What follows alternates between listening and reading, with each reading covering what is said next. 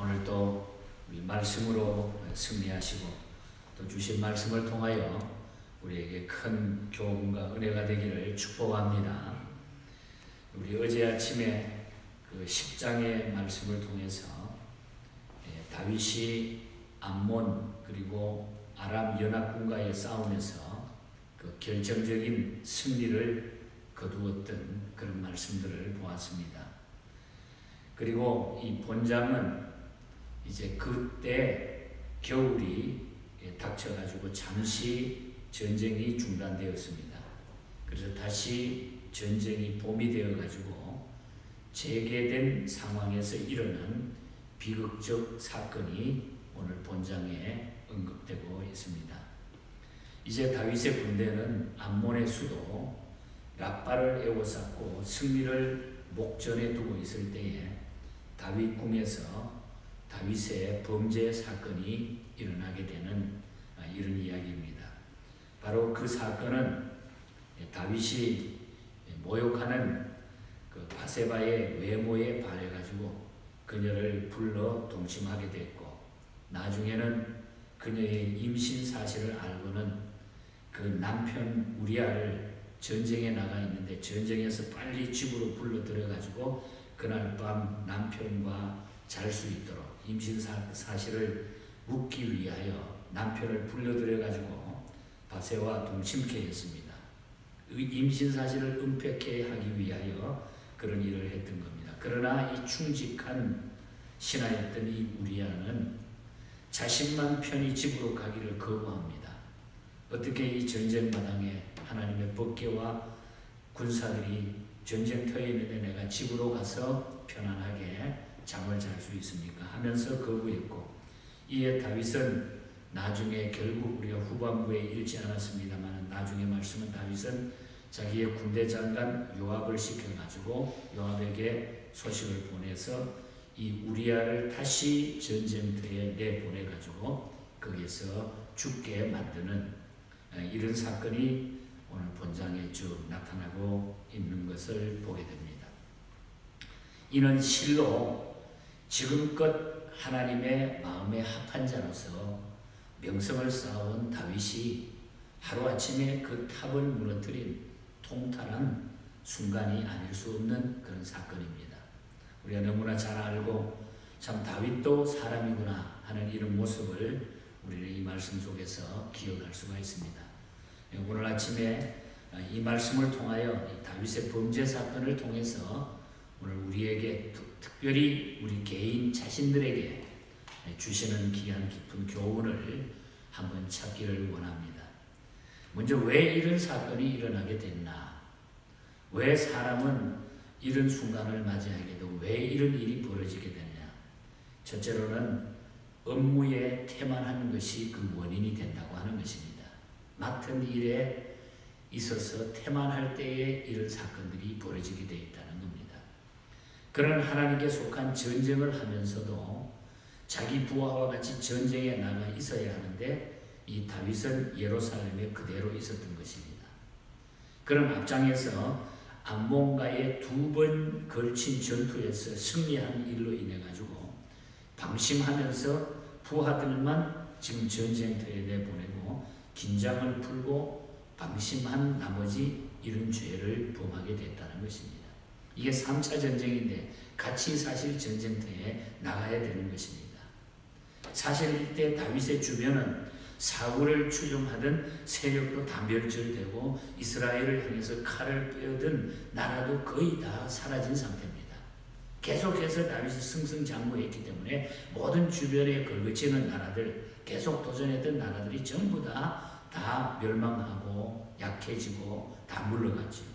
그런 상태니까 다윗은 지금 아주 편안하게 거의 이 승리를 그냥 엔조이하는 이런 입장 속에서 이제는 뭐 그냥 아무렇게나 해도 되는구나 이런 마음을 놓는 태만한 상태가 되었습니다. 그리고 아람 나라의 정복도 이제는 시간 문제지 그저 기다리면 시간만 지나가면 저절로 이기게 된다 이렇게 생각을 하고 있었다는 거죠. 그렇게 다윗은 자기는 안 나가도 될 전쟁이라 이렇게 생각을 했다는 거죠. 만일 그가 전쟁의 총수로 전쟁의 전과 같이 전쟁터에 있었다고 하면은 범죄하지 않았을 것이라는 거죠. 사람들은 어려울 때보다는 이렇게 안일 할 때가 범죄할 가능성이 더 많다는 사실입니다.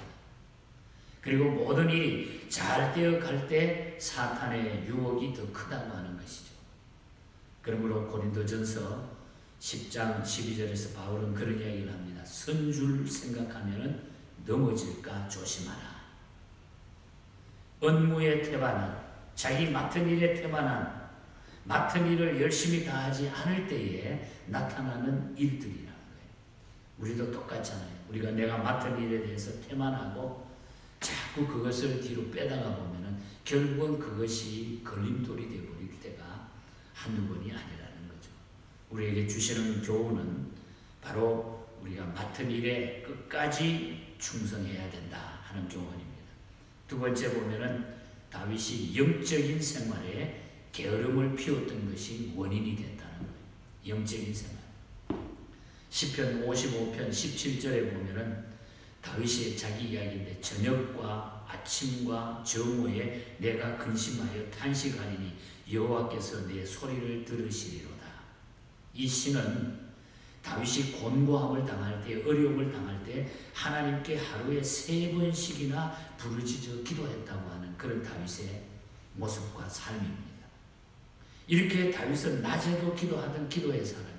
계속 이렇게 열심히 기도하는 사람입니다. 그런데 오늘 본문 2절에 보면은 뭐라 그럽니까? 저녁 때에 침상에서 일어났다. 이 말을 한 것을 볼 때에 그의 기도 생활 그리고 영적인 생활을 육적인 생활, 안일한 생활에 병 들어가고 있음을 단적으로 표현한 그런 말이라는 거죠. 영적으로 병이 들어간다는 거예요. 기도하던 사람이 기도하지 않고 나태하고 게을러진다는 거죠. 여러분, 우리가 기도하는 사람이 영적으로 깨어있는 사람이 계속적으로 나가야지 그걸 쉬다가 보면 결국은 우리는 걸려 넘어지게 된다는 거예요. 다윗은 이제 가정도 평안해졌고 나라도 번영하는 등 그야말로 태평시대를 지금 누리게 되었습니다. 사람은 주변의 환경, 특별히 경제적으로 여유가 생기면 무효한 시간들이 나게 되고 이 시간을 쓸데없는 생각들을 하게 돼. 이 시간 다윗은 이 무료한 시간들을 잘못 사용하게 됐다는 거죠. 시간의 여유가 생겨도 혼자 있을 때에도 우리는 말씀과 기도의 시간으로 그걸 선용할 수 있는 성도가 되어야 됩니다. 그렇게 예수님께서도 제자들에게 뭐라 그랬습니까? 시험에 들지 않게 깨어 기도하라. 그 말씀이 아주 깊은 메시지라는 거죠. 영적인 생활이 게을러질 때에 일이 벌어지게 된다.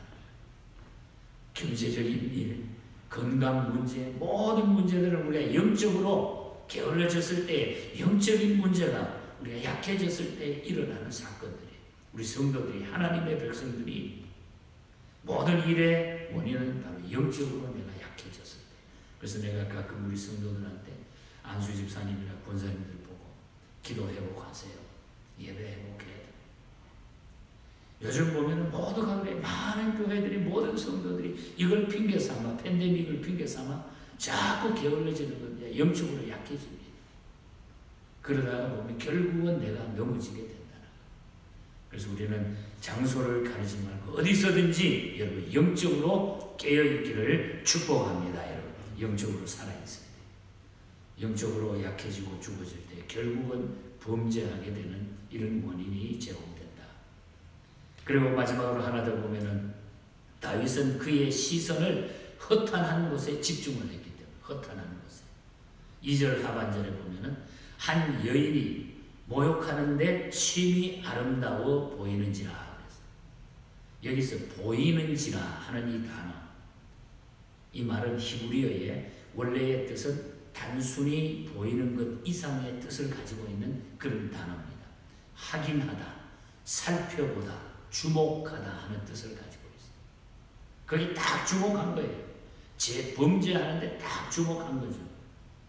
아담과 하와가 선악과를 바라본 즉 했을 때 이 말의 뜻도 여기에 해당하는 단어입니다. 선악과를 바라본 즉 내가 보지 말아야 할 것을 바라본 즉 거기에 바로 범죄 사실이 일어나고 약해지고 넘어지게 됐다는 거죠. 다윗은 이런 안목의 정욕의 죄를 짓고 난 뒤에 시편 119편 37절에 그래서 다윗이 이렇게 고백을 한 것을 시편 기자가 기록하고 있잖아요. 내 눈을 돌이켜 허탄한 것을 보지 않게 하소서. 이걸 깨닫고 나서 나중에 회개하고 나서 얼마나 뼈저리게 깨달았으면 내 눈을 돌이켜 허탄한 것을 보지 않게 하소서. 이렇게 기도했습니다. 여러분, 죄라고 하는 것은 여기에서 끝나지 않잖아요. 보는 것으로 그것으로 끝나지 않습니다. 죄는 꼬리에 꼬리를 물고 멸망으로 치닫게 된다는 거죠. 그래서 어떻게 됩니까? 이것을 가리기 위하여 임신한 사건을 가리기 위해 가지고 다시 그 우리아를 전쟁에서 불러들여 가지고 그걸 가리기 위해서 자기 아내하고 다시 잠자게 해가지고 그때 아기가 생긴 걸로 가장하기 위해서 다윗이 머리를 쓴 거죠. 죄는 죄의 꼬리를 물게 되는 거죠. 그리고 안 되니까 나중에 우리아가 정말 충성스러운 그런 군인 아닙니까? 내가 어떻게 이렇게 편하게 집에 가서 잠을 잘 수 있습니까? 얼마나 충성스러운 이 순간에 보면 다윗과 이 우리아를 비교해보면 우리아가 얼마나 훌륭한 사람인가 하는 것을 우리가 볼 수가 있습니다. 다윗은 그것을 자기의 죄를 가리기 위해서 이용하고 있는 거죠. 그래서 나중에 안 되니까 결국은 또 죄가 점점 더 해가지고 14절 이하에 쭉 읽어보면 우리아를 다시 전쟁터로 나가게 해가지고 그 전쟁에 가서 계획적으로 죽이게 되는 겁니다. 끔찍한 사건이 여기에 벌어지고 있죠. 그러나 그 다음에 가서 다윗이 다행히 하나님 앞에 철저한 회개 속에 회복이 되지만은 우리가 죄를 짓는 과정, 우리가 죄를 짓게 되는 내가 영적으로 약해지는 일들, 내가 하나님 앞에 살아가면서 넘어지게 되는 일들의 교훈을 오늘 여기서 분명히 우리에게 말해준다는 거죠. 그래서 우리는 이 말씀이 지나가는 그 다윗의 부끄러운 얘기로 끝나면 안 돼. 우리의 삶에 내 모습이 우리의 모습이 말씀의 결론입니다. 그래서 우리는 하나님 앞에 살아가면서 업무 태만을 하지 말아야 돼. 자기 맡은 일에 대해서 어떤 일이든지 교회 일이든지 가정의 일이든지 여러분의 사업터의 일, 업무 태만은 결국 죄를 짓기 시작하는 원인이 된다. 업무 태만, 맡은 일에 충성해야 돼. 그리고 영적인 생활에 게으르면 안 된다. 영적인 생활은 어떤 방법으로든지 우리가 내 영적인 신앙 관리를 해야 돼. 그런데 내가 영적으로 건강해야 모든 것이 건강할 수 있고, 그리고 시선을 허탄한 것에 집중하지 말아야 돼. 우리 성도들은 이상한 것에 눈 집중하고 이상한 것 보고 이상한 것, 요즘 뭐 유튜브 보면 얼마나 지저분한 것들이 많아요. 그런 거 보다 보면 결국은 우리는 하나님 앞에 넘어지게 되는 일들이 나타나는 거예요. 그래서 우리는 업무 태만, 영적인 생활의 게으름, 우리의 시선을 세상에 돌리지 않고 하나님께 돌림으로 이 어려움들을 잘 극복하고 하나님의 뜻을 이루어 나가는 우리 모두가 될 수 있기를 주님 이름으로 간절히 축복합니다. 우리 기도하겠습니다. 우리 말씀 기억하면서 하나님, 정말 하나님 앞에 살아가면서 금년 한 해 업무 태만하지 않게 해주시고 영적인 생활에 게을리지 않게 해주시고, 그리고 우리의 시선이 올바로 하나님께 집중되는 이런 믿음의 삶을 살게 해달라고 하나님 앞에 우리 간절히 기도하시고, 여러분의 기도 제목을 오늘 이 새해 첫 토요일 새벽 예배 때 하나님 앞에 맡기고 우리 하나님 앞에 영광 돌리기를 바랍니다.